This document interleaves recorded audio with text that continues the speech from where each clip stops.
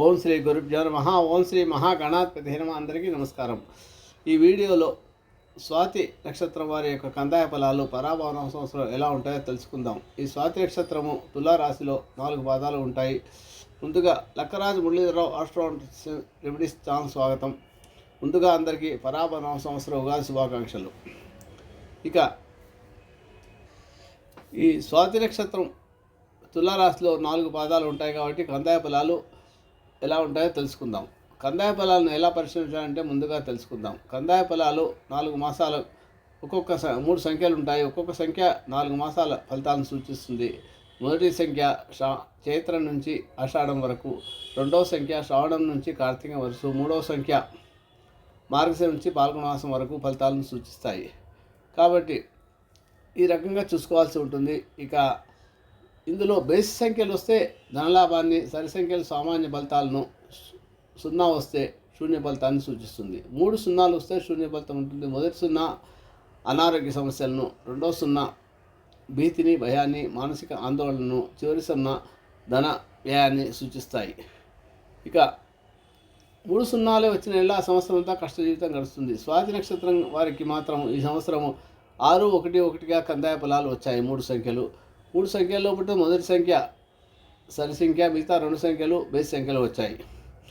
సరి సంఖ్య సామాన్య ఫలితాలను, బేసి సంఖ్యలు ధనలాభాన్ని సూచిస్తాయి. ఈ సంవత్సరము చైత్ర మాసం నుండి ఆషాఢ మాసం వరకు 4 నెలలు. మొదటి సంఖ్య సరి సంఖ్య కాబట్టి పెద్దగా ఊహించిన ఫలితాలు ఏమి జరగవు. అనుకున్న పనులను కూడా సజావుగా సాగకుండా పోస్ట్పోన్ అయ్యే అవకాశాలు ఉంటాయి. కాబట్టి ఎలాంటి మార్పులు చేయకుండా ఉన్న పరిస్థితుల్లోనూ జీవితం గడపడం మంచిది. ముఖ్యంగా ఉద్యోగస్తులు ఉద్యోగ మార్పు చేయకుండా ఉండడం మంచిది. మొదటి 4 నెలలు లేనిచో ఇబ్బందులు పడే అవకాశాలు ఎక్కువగా ఉంటాయి. భగవంతుని అనుగ్రహంతో ఆగస్టు నుండి మార్చి వరకు సామాన్యంగా గడిచిపోతుంది. పెద్దగా ఊహించిన ఫలితాలు ఏమీ లభించవు. ఆరోగ్యమే మహావిజ్ఞానంగా ఆరోగ్య భాగ్యాలు వృద్ధి చెందుతాయి. జీవితం ఎత్తుపల్లాలు లేకుండా నడుస్తుంది. శ్రావణ మాసం నుండి పాల్గొన మాసం వరకు 2 బేసి సంఖ్యలే కాబట్టి ధన విషయంలో మిగతా 8 నెలలు చాలా సాఫీగా అద్భుతంగా ఉంటుంది. ధన విషయంలో ఇబ్బందులు ఉండవు. అన్ని రకాల పనులు సవ్యంగా సాగుతాయి. గృహంలో శుభకార్యాలు చేస్తారు. సంతానం విదేశాలకు వెళ్ళడానికి అవకాశాలు ఉంటాయి. ముఖ్యంగా ఈ తులారాశి వారికి కర్కాటక స్థానంలోను, సింహరాశిలోను గురు సంచారము మంచి అద్భుత ఫలితాలు ఇస్తాయని చెప్పవచ్చు. ఈ 2 జూన్ వరకు కూడా మిథునరాశిలో సంచారము భాగ్యంలో ఉంటాడు కాబట్టి భాగ్యము 9, 10, 11 భాగ్యం స్థానము, కర్మస్థానము, లాభస్థానం 3 స్థానాల్లో కూడా గురువు మంచి ఫలితాలను ఇస్తాడు. కర్మస్థానంలో ఉన్నప్పుడు కొంత ఇబ్బందులు కలిగించవచ్చు, కానీ అంత ఇదిగా ఉండదు. శని బలం ఉంది.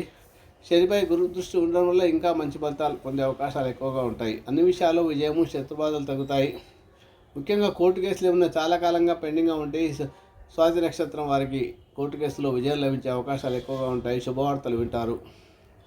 మిత్రులతో కలుస్తారు. నూతన గృహ నిర్మాణాలు ప్రయత్నం చేస్తారు. ఆకస్మిక ధనలాభం ఉంటుంది. రుణబాధలు తొలగిపోతాయి. కుటుంబ సౌఖ్యం ఉంటుంది. శత్రుబాధలు దూరమవుతాయి. దీర్ఘకాలిక సమస్యలతో ఆరోగ్యం బాగుంటుంది. ముఖ్యంగా మీరు అర్ధాష్టమ రాహు సంచారం ఉంటుంది కాబట్టి దుర్గా సప్తశోకి పారాయణ చేసుకుంటే ఇంకా మంచి ఫలితాలు వస్తాయి. దక్షిణామూర్తి స్తోత్ర పారాయణం కూడా చేసుకుంటే మంచిది. ముఖ్యంగా కర్కాటక సింహరాశిలో గురు సంచారం జరిగేటప్పుడు లాభస్థానమైన గురువుకు శుభగ్రహమైన మంచి స్థితే, కానీ అది లాభస్థానము తులారాశి వారికి బాధక స్థానం కాబట్టి కొంత ఇబ్బందులతో పనులు జరిగే అవకాశాలు ఉంటాయి. కాబట్టి దక్షిణామూర్తి స్తోత్ర పారాయణ చేసుకోవడము, మృత్యుంజయ మంత్రం జపం చేసుకోవడం వల్ల లిక్విడ్ క్యాష్ ఇబ్బందులు రాకుండా ఉంటాయి. శుభమస్తు.